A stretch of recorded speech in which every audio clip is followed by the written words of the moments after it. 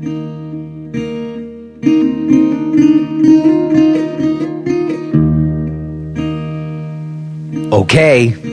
I don't know how it's already that time again, but it is. This is Jay Brown Yoga Talks podcast. My name is Jay Brown. Welcome to you if you're new. Big ol' thanks to everybody else. And I don't know how you're doing, but I am so up against it this week, my friends. It's been a long time since I was this close to the deadline to get this out to you. But the forces that be have been conspiring against me some. I had a few curveballs thrown at me last week. I had a gig in Connecticut this weekend. And tomorrow is my youngest daughter Annabelle's 5th birthday party. So I got lots of daddy duties. I got to go get some balloons. So this has to happen right now, or it's not going to happen at all. And let's just say, I'm not really feeling in the state of mind that I would want to be in to do this. And it's not the first time. Those of you who've been around, you know, every once in a while this happens. I'm up against the deadline. I don't really even feel like I want to do it, but the show must go on.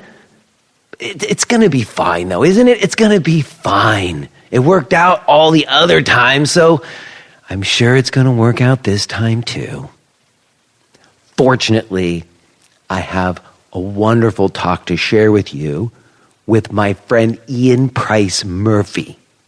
But before I tell you about that, I want to give a little bit of shout out to my new friends that I met at the Root Center in Essex, Connecticut this weekend. Had a really fun time there.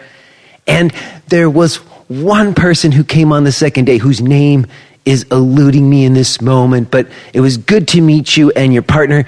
And you asked me a question at the end of the workshop, which was, where does someone go if they want to inquire deeper? She was saying that she listens to this show and she appreciates my curiosity and the way I'm inquiring into the contemplative aspects of practice.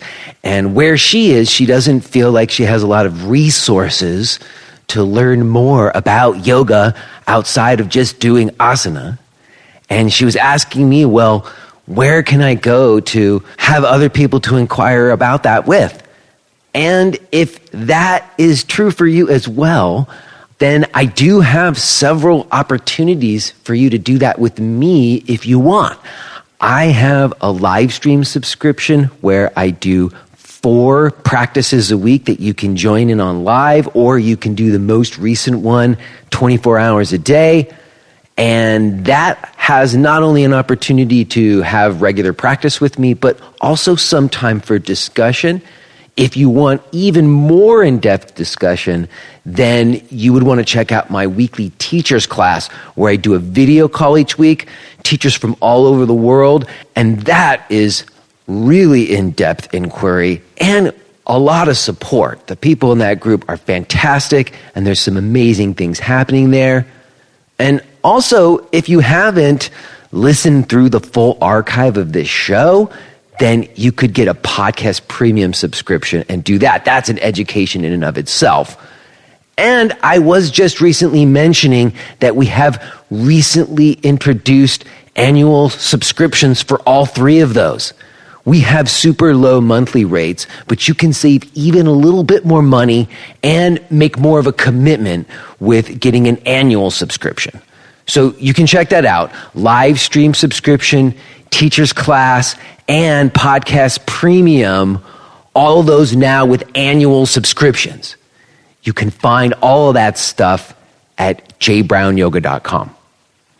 Okay, so today's talk with Ian is really educational and I think inspirational. Ian is a very old friend of mine, as you will hear, and she is someone who I felt like I could talk to about money. And those of you who've been around know I have talked about this before on the show, but it's been a while. I just sort of like shelved the topic, but we are coming to the end of the year, and I've certainly been, looking at my spreadsheets, And I happened to come back into contact with Ian, and she is an expert in making cash management systems seem not so daunting and maybe even empowering. And it was so fantastic to reconnect with her. She has important information to offer you today. In fact, I really think that there are some actionable steps that you can take away from today's conversation that will make a huge difference. I'm very excited for you to hear it. Last thing before we do, let me also mention that I have concluded my in-person gigs for 2019. But the first leg of the Gentle is the New Advanced Easing the Pain Tour 2020 is now available for registration. It's kicking off with a European tour. I am going to be in London, England, January 11th and 12th. I'm going to be in Vienna, Austria, January 15th and 16th. And I'm going to be in Berlin, Germany, January 18th and 19th. You can register for those gigs and more at jbrownyoga.com/tour. That's jbrownyoga.com/tour. Okay. Is there anything else? Let me see. Oh, yes. I wanted to mention to you that next week, Ethan Nichtern is going to be here. I know I normally mention that on the other side, and I will say a little bit more about it there. But I thought I'd mention it here, too, that we are going to get back into the realm of addressing stratified hierarchical power structures next week with Ethan Nichtern. So you might tune into that. And is there anything else? Oh, no, there's nothing else. That's it, my friends. That's it, okay? That's going to be it. Like I said, it's ridiculously late, and I just think it'd be silly for me to try to talk about anything. So let's just get to it. Let's listen to this conversation that I had with Ian Price Murphy.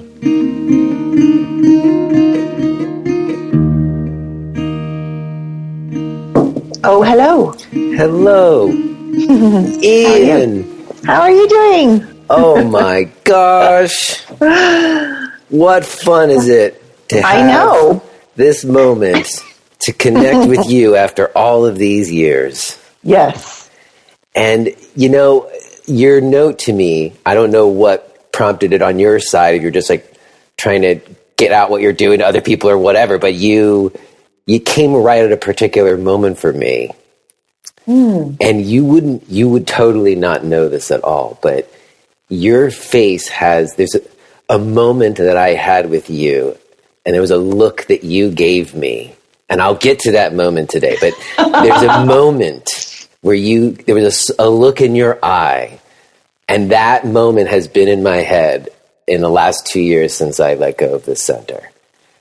And so it's just when you're well, I'll tell you exactly what the look was. We'll get there. We're not there yet, but it was like you've been in my head, and then you reached out, and I was like, "Oh my God, Ian!" And I immediately thought, I have to talk to Ian. So now it is the moment that it gets realized. How are you? Are you doing good? Are you in Brooklyn right now? No, I'm in Northern California. Northern California. Do you live there now? I do. Oh, whereabouts? Whereabouts in Northern California do you live? In Grass Valley. Right by Nevada City. Okay. It's like it's like halfway between Sacramento and Lake Tahoe. Okay. Now I know. So it's at the edge of the fire zone. I mean, it's enough in the fire zone that we have to have very special home insurance. But it's in the Sierra Nevada foothills, and it is fucking gorgeous. Nice. Well, when did you jump ship? When did you leave Brooklyn? We left at the end of July. So the longer story is I got remarried. I don't know I came back to Brooklyn. You knew that I left my last husband. Yes. Well, you went to Canada for a brief moment, yes. I recall. And then I know that relationship. I remember that relationship path. But wait, we're jumping ahead because first of all, I was trying to remember when we met. Because I know that you were like you were like the regular for my class at the Breathing Project for that year that I had it. But we had met before that. Had we met at Go Yoga? We had met at Go, yeah. And through meeting at Go, we realized that our paths had probably intertwined before then. Because while you were living in Bernal Heights in the early 90s, I was living in the Mission District in the early 90s. No, why didn't you remember that? Wow. But we didn't know each other. We just lived in the same place. I don't know. Well, I did work at Leather Tongue Video. I worked at Leather Tongue Video on 18th in Valencia. So we may have actually crossed paths there because that would probably have been a spot for you. And even in New York. You know, Sandy Glover was my college roommate, and so I knew Zach because he'd been playing in Sweet Diesel with Eric Cooper, that was Sandy's boyfriend for a really long time, and she ran Black Betty. Like, I am sure that we shared airspace. Right. Even if we didn't, like, know each other by name yet. Right. And, you know, what I remember, and this does maybe go towards this moment, this look you gave me, is that I remember you were tattooed and you had funky colored hair and you taught self-defense classes. Do you still teach self-defense classes? I'm trying to get back into it. I'm a little far north for the San Francisco chapter, but yeah, I continued to do that for a really long time. And then on top of that, you had this bookkeeping business. And I always just thought you were such a strange, fantastic mix of things. And I thought if I had a bookkeeper, that you would have to be the person. Like if I was going to have someone help me with the numbers or whatever, you were going to have to be the person to help me. Yeah. But I didn't, you see, and that's, all right, I'll just go to the moment. You see, after the Breathing Project, I left and I opened Abhyasa in Brooklyn. Right. And you came to classes. I remember there was a good stretch there where you were coming. And, you know, I have very little regrets about Abhyasa and what I did there. But one of the regrets is that I didn't listen to my gut and have you come in and help me at an early point. Yeah. Because I remember you had done some stuff for Breathing Project, like set them up on QuickBooks or whatever. Yeah. I remember you did some stuff for them. I don't know what you did, but you did some stuff for them. And then I opened Abhyasa, and like towards the beginning, there was a moment, and I had asked you a question, and I really can't remember the question. But it was some kind of like budget or money kind of question. Uh-huh. And you very gracefully answered me as a friend with a look on your face. And you kind of suggested I look at QuickBooks, but there was a look in your eye that's the moment where I was completely clueless about what I was doing and you knew it. you knew that there was a whole bunch of things that I should probably be doing right now when I was opening this business that I was totally not doing and not going to do. Yeah. Well, I think, and that's probably what the look was, is, you know, it has been a hard won piece of wisdom of like, I can't want this more than you do. You know, so like I don't really fight with people over it. And I'm a huge fan, and I'm sure you'll hear me say this again once we go on record. You know, I'm a huge fan of people doing it themselves. But before on the recording, though, can I just dish about Breathing Project for just a moment? Oh, like, I mean, are you saying that you don't want people to hear this, or you do want people to hear it? I'm saying I do not want people to hear it. Okay, we're totally recording right now, so if you don't want people to hear it, you should not dish. I will hold my tongue until after. Well, I mean, what you're probably going to dish about is that they weren't running the business very smart, which is the same thing as me, because there's just so much shame around money, and then just like I was just like foolhardy, you know, like, and not able to ask for help. Yeah. But in any case, that I've come to learn, and I sent you that blog post I wrote, more and more, and it's been this process of education, essentially.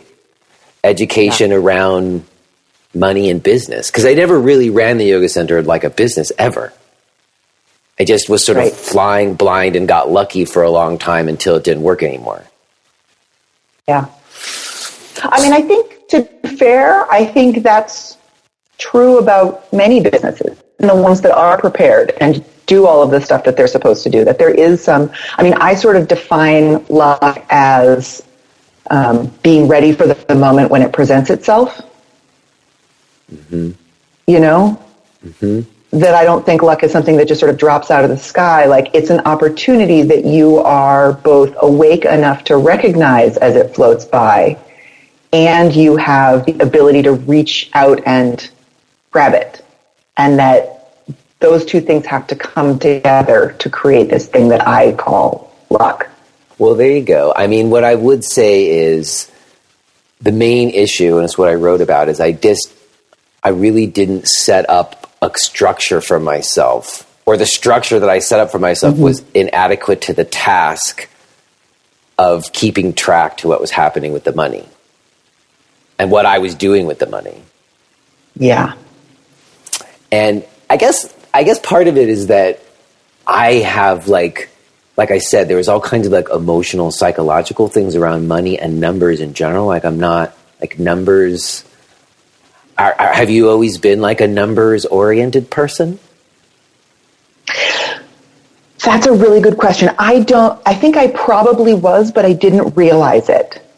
So, my father is a jazz musician, and like that has informed me and my approach to life far more than I really imagined, because he is a math musician. Like, he's super into scales and, you know, the cycle of fifths or whatever it is. Like, he's like a little Asperger's, and he just loves the interplay of the numbers of the music and the intense emotion that produces, you know, and it's true of many things in life, is like 50% structure and 50% chaos. But because of the structure, that chaos is beautiful. Interesting. So I sort of bring that. Yeah. Well, is that something that that creating structure and having chaos, how did that express for you in what you did? Like, when did you get to New York? I moved to New York for college, so that was 1990. Okay. And then I moved back to San Francisco for a little while afterwards, and then back to New York again. And so how I came to sort of realize that numbers were my thing was after a, you know, very broad liberal arts education at the New School. I had no marketable skills. And I was hired by a woman who had a tile setting company. And she hired me to be her receptionist and answer her phones. And I sort of looked around and was like, you don't have a filing system. You don't have a computer. You don't have you have no systems here. And part of that was because she had really intense dyslexia, to the point where she sort of didn't really reference written material. She carried everything in her head. She was ridiculously smart. And so she would refer to a project, and she'd have like 20 projects going at a time, by the name of the designer or the contractor or either one of the two partners or the street address. And she'd look at me like I was an idiot, because I was like, wait, which project is that though? So I organized her, and one of the things we did was get QuickBooks and get her a computer, and I started doing her bookkeeping. That was actually how I became a bookkeeper. And I found that after having, you know, a lifetime of sort of theoretical discussions about what did the artist mean when they said, bookkeeping was, it either balanced or it didn't. And if it didn't, you just had to look and find the problem, and then it did. And it was so definitive and relaxing that I was like, this, me. I live here. Oh, I heard that. I did like a little preparation getting ready to talk to you, and I heard you say something about bookkeeping was a way to have there be one right answer. Yes. Right? Like, who doesn't want that? That's it. Like, but it's so funny. Like, I guess there's a comfort to having one right answer, and yet sometimes having one right answer becomes a very oppressive thing. Sure. And I mean, I would say that then means that it's not the right answer. Yeah, that's true. That's true. Very interesting. So, all right. So it was on the job experience initially, and then did you sort of think, oh, wow, this is actually a thing that I just did effectively for this person, and then you're like, oh, I could do this for other people too? Yeah, I mean, it wasn't even so much that I was thinking I could do this for other people as all of the people that she worked with, the interior designers, the plasterers, just all of the creative people that were sort of in her world were like, oh my God, how do you do that? Can you come wave that magic wand for me? And I was like, it's really not a magic wand. It's just making the scale balance. Like, it's not that hard. But, and so that was when I realized that there was really a space there for me to sort of, walk people across the bridge from feeling like, oh, I'm no good at money, to being like, oh, this is actually kind of fun. And that's my happy place, is people who think that they hate numbers, hate math, hate all of this stuff, kind of realize like it's just a foreign language. And you don't have to be fluent. You just have to learn, a couple of key phrases. Mm-hmm. Where's the bathroom? And there's like a couple of Google Translate apps that you can get also too. Right? Yeah. Well, okay. So that's what led to Moxie Bookkeeping, right? When did that become like an official thing that you started doing? Yeah. So I started doing it for other people. And then I quickly realized that was my only marketable skill. And fortunately, I really enjoyed doing it. And so I did it for a couple of different bookkeeping agencies. And I just thought, there's no reason I shouldn't be doing this for myself. Like, I can do this. And so you just started your own shop. Yeah. So I just started freelancing, and we became officially Moxie Bookkeeping in, I think, 2003, when I hired my first employee. And, I had a huge learning curve too, because part of it was very funny to sort of look backwards at, and see, how cavalier I was about like, oh, I could do this, why should I pay double what they're paying me to just my billing for me? And after hiring employees, I was like, oh, that's why. And I'm going to sort of just pull back the curtain a little bit. The dish that I have about the Breathing Project was actually not about their business, but I hired the husband of a woman who worked at the Breathing Project to be a bookkeeper for me. Okay. And he walked off with my client list. Oh, okay. So that's it. So it's not anything bad about my friends at the Breathing Project. Or somebody there. That's the Yeah. I hear you, because you were building up something on your own, and that was a moment where somebody, did you disservice. I get it. And I guess also, to me, it's very interesting to hear you say that it was a curve for you too. I noticed you have some like coaching training. Did you do that before or after? Like, when did you feel like, because it seems like part of the job is like a coaching thing. Right. Well, and that was what it was that, when I started, what I loved was the simplicity and the beauty of things balancing and working. And what I found was that a lot of my clients were asking me questions outside of that. Now that I see this, how do I read it? What do I do with it? And so I realized I didn't have answers to those questions. And I sort of went on this journey of continuing to educate myself, not just for my own business acumen, but to help the people that I was with. So I actually started with an organization called the Workshop in Business Ownership, WeBo, that's based in New York City. That is an amazing organization.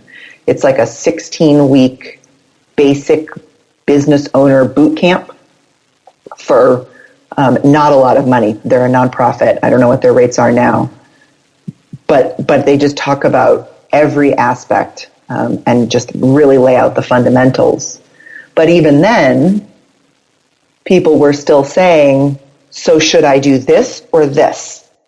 Should I put my efforts over here? Or, can I afford to hire someone? Can I afford to move to a larger space? And I just realized that really those are all coaching questions. Mm-hmm. They're not questions that you can really answer for them. You can only sort of help them figure out the answer for themselves, maybe. Yes. And in fact, when I do give them my answer, because sometimes I will say, if I were you, this is what I would do. I have to stay very relaxed about it when they go, okay, but I'm going to do it anyways. Or, okay, but I'm not going to take your advice. I'm like, okay, that's right. You're the business owner. And that's the other, sort of a reason that I stepped into coaching, was because I feel like that's often, money shame is huge. Huge enough that even people that are wildly successful have a really hard time owning their business and understanding their business and being involved in the decisions of their business. And so, the people that I really love to work with are people who say, I want to step into the role of being the captain of my own ship. I hear that. I think that for me, there's sort of a strange alchemy, as you said, where like luck comes about. Yeah. And there's just a lot of emotional and psychological baggage just around money in general, but also like a fear that if you were to try to quantify it, so if you were to try to make it have that one right answer, like you're saying, it would somehow squelch the magic. Right. But really what I've learned is that that's not true. It's that it's really hard and scary to face your numbers and to know your real numbers. Yeah. And getting back to jazz, to me, my perspective on it is, by knowing your numbers, you can make the magic happen. Yeah. Yes. Well, you can have more. It's very yoga. That's why I wrote that thing about the yoga in the spreadsheets, because it's about being able to, like you said, steer the ship and feel that you're equipped to steer the ship and to know which direction you're going in. Yep. And is that the direction you want to be going? Yeah. But what I really think that means is a couple of things. Because I tried initially to face my money shame some on this show.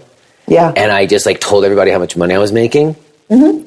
Which was a weird thing to do. I didn't really even realize, because I do sometimes I'm on a whim a little bit and when I'm recording the intros. Sure. And then I just let it go and I put it out there. And then after I did it, I realized what a taboo thing it was to do. Totally. Nobody tells you how much money they make. And then the crazy part was, and it was part of what that writing was about, even when in the moment I was being as honest as I could, but that wasn't actually the right number. I had forgotten a couple of expenses, which has sort of been my issue. I've romanticized my net a lot over the years, and to actually know what it really is. What you call the real number, right? Isn't that what you call it or something? The real profit? Right, real revenue. The real revenue, right? Not the first number that comes in. But the number you're left with after you have to pay for all the shit you have to pay for. Right.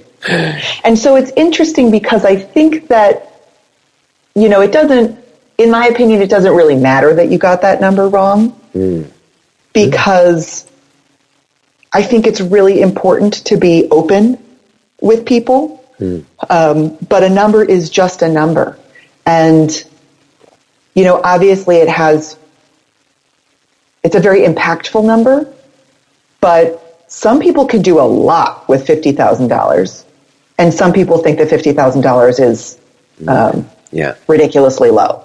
Right. And so, even saying very clearly whatever that number is, it's going to get lost in translation to whoever is listening. Yes, it's totally relative, absolutely. But I guess we do have all these kinds of ideas and judgments around how much money someone makes. And that's where all the shame comes in. Right. Because we think that that's a measure of our worth instead of a tool to help us get where we're going.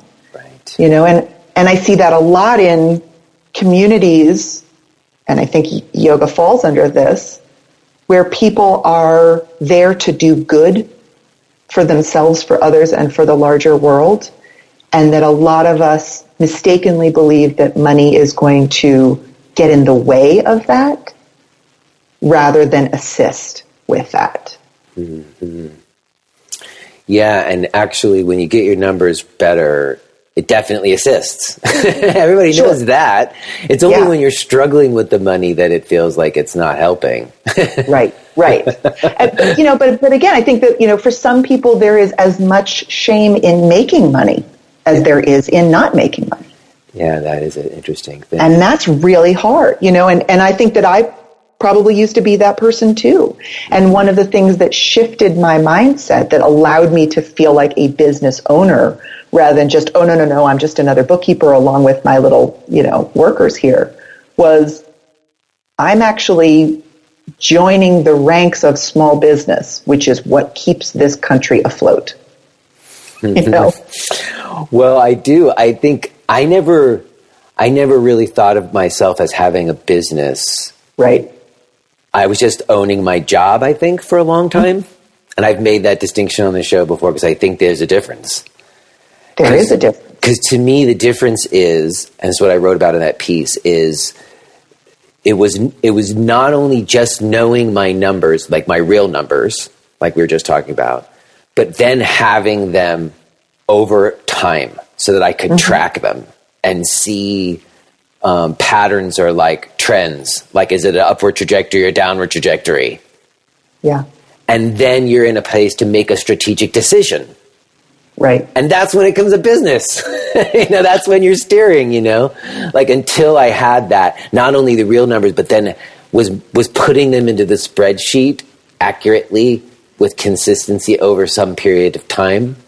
And I do think you can be creative about that. Like, I don't like do it always at the end of each month, which I probably should. But as long as like every 2 or 3 months, all the numbers get in there, at least they're there.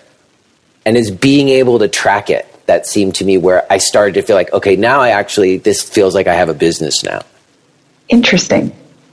So that sounds like you felt like you went from owning your job to having a business. Tell me if I'm getting this right. By assuming that responsibility of tracking. Am I hearing you correctly? I guess I don't know if I think of it as assuming the responsibility. That's an interesting way to phrase it. Maybe it is. Maybe that's one way to frame it. I think I was thinking of it as sort of like, oh, like we're saying, I'm steering the ship now when it comes to the money and the numbers. I always just with the center was like, if more money's coming in than going out, I'm fine. And it didn't feel a need to like track it too closely.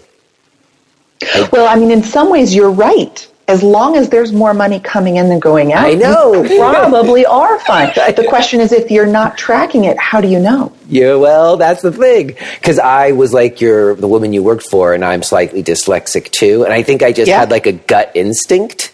And I could have a sense. And I did actually even have a sense when it turned, you know, because it did that for 7 years. Yeah. But then around 7 years, it did switch. And I didn't notice it right away because I had a second kid. So there was about a year there where I was like, just like not paying any attention at all. Yeah. And when I emerged from that, it was like really on a downward trajectory in a really bad way. And I was like, fuck. And I like tried to do some stuff, you know, and I did some things that helped. And ultimately somebody bought me out of my lease and kind of gave me a little lifeboat to get out. Yeah. But in that process, and you know, I'm going to just say, and he's going to hear, is my producer of this podcast and my business partner with my online stuff, which is now like 50% or more of my income. He's the person who really helped me in this. Like he's the one who was like, look, you know, doing business with him, like you have to know your numbers. And he was the one that was making me have to start to confront some things. Yeah.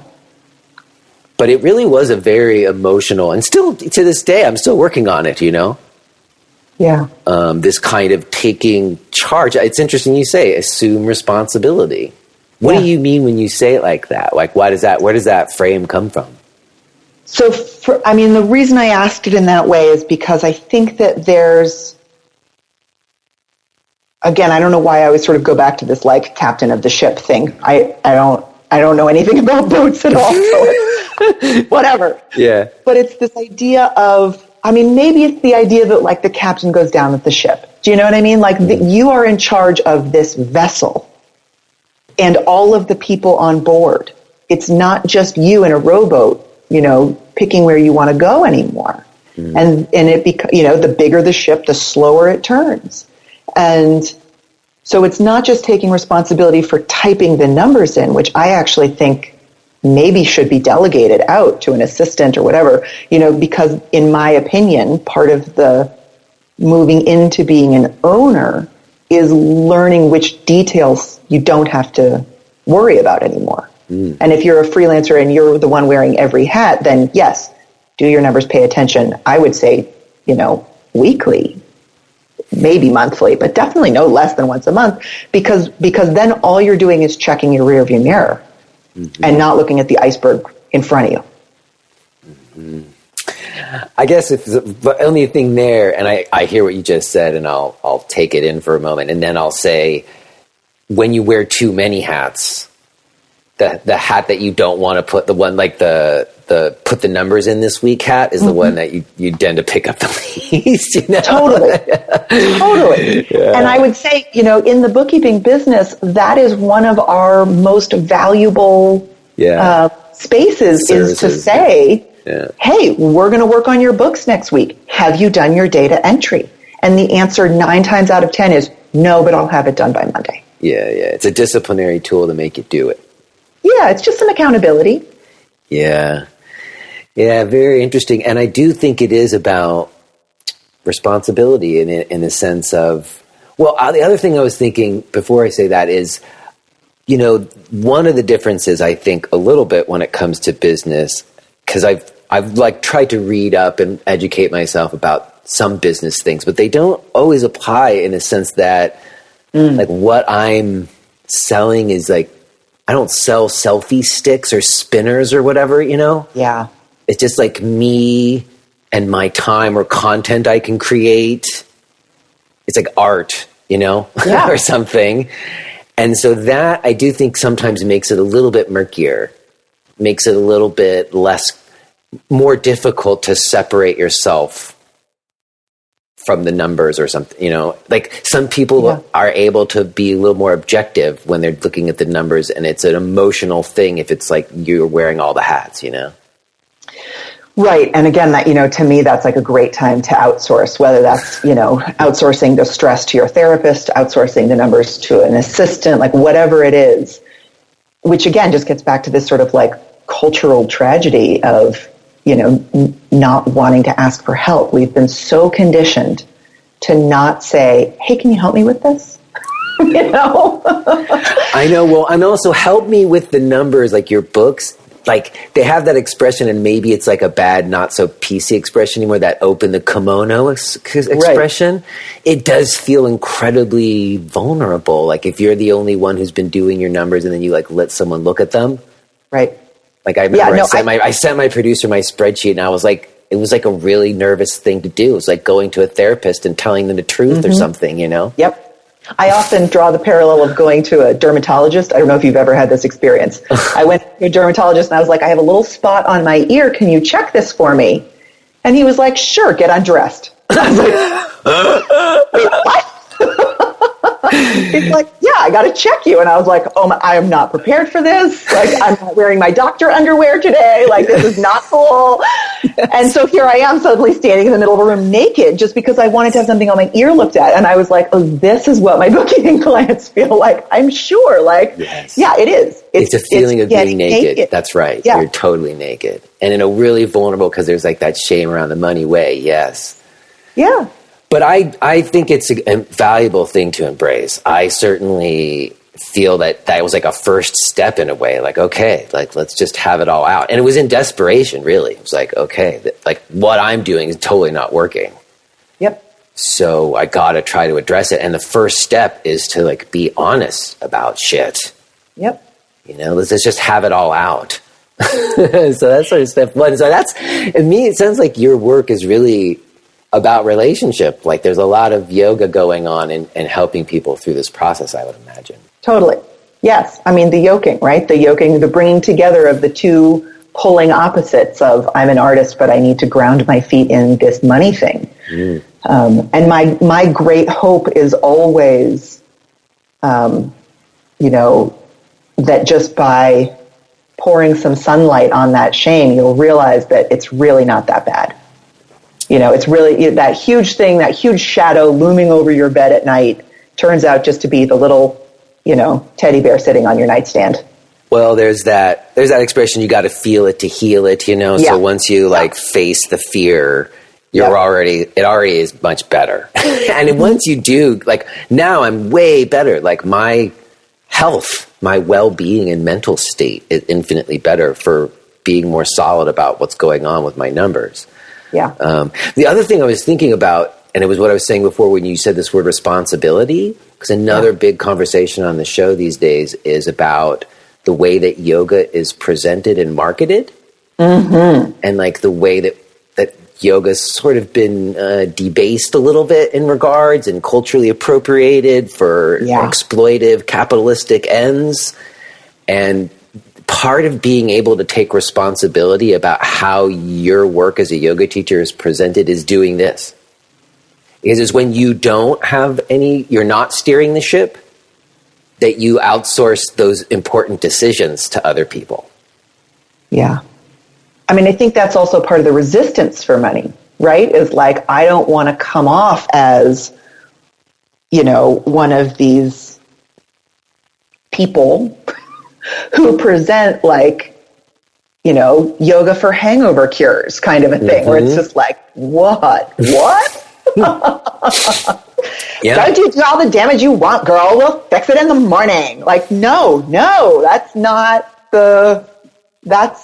to me, that's not the original intent, Well, no, that's the thing. The whole yoga for blank thing, it is actually sometimes sort of an effective sales technique, potentially. People will click on it. Yeah. A lot of the marketing techniques, they're kind of built on, coercive psychological manipulation in certain regards. And you can utilize those things. But what I discovered is really interesting, and I think you'll appreciate, is that having tried to utilize some of those techniques, although I've never done yoga for handstands or whatever, but things like that, we've tried different techniques. And sometimes you will get an initial bump from it, but then you will get this downside after. It's not a sustainable thing, and it doesn't grow. It actually seems to almost hurt you. Yeah. Well, I think that's because you're attracting people looking for the quick fix who are ready to move on to the next promise. And if you're not selling quick fixes, why would you sell your shit as though it's a quick fix? Right. Right. And so again, to me, the idea is that being able to kind of strategize in that way that I was just sort of saying, it all depends on having a sense of where you're at and being able to track those numbers, Yep. Yeah. And it's funny though, because one of the truths about marketing that I currently am sort of playing this balancing game of how do I explain what I do and motivate people to action without sort of pushing the bruise. I mean, you yourself said it wasn't until things started to feel bad that I made a change. And that's human nature, right? Why would you change if there was no problem, right? If there's no problem, there's no problem. So it's only when we are struggling with something or in pain or frustrated or fearful that we're willing to say, okay, I'm ready to step out of this. If you are hearing this message, then you're listening to the free version of Jay Brown Yoga Talks. To hear the rest of our conversation, please subscribe to Podcast Premium at jbrownyoga.com/premium.